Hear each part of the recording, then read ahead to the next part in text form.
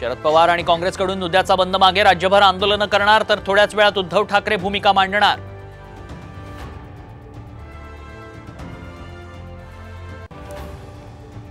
महाराष्ट्र बंदवरून मुंबई हायकोर्टाचा मवियाला दणका, बंद पुकारणाऱ्यांवर कारवाई करा, कोर्टाचे निर्देश।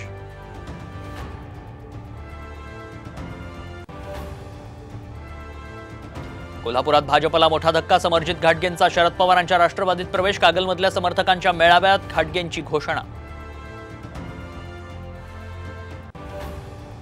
लोकसभेनंतर विधानसभेतही भाजप आणि संघ करणार सर्वे, खराब कामगिरी असणाऱ्या आमदारांचं तिकीट कापणार।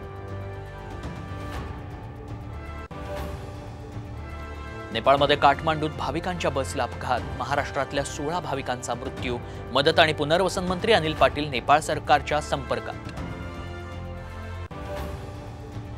नंदुरबारमध्ये बँकेत महिलांची चेंगराचेंगरी, लाडकी बहिणी योजनेसाठी झाली होती तुफान गर्दी, काही महिलांना भोवळ।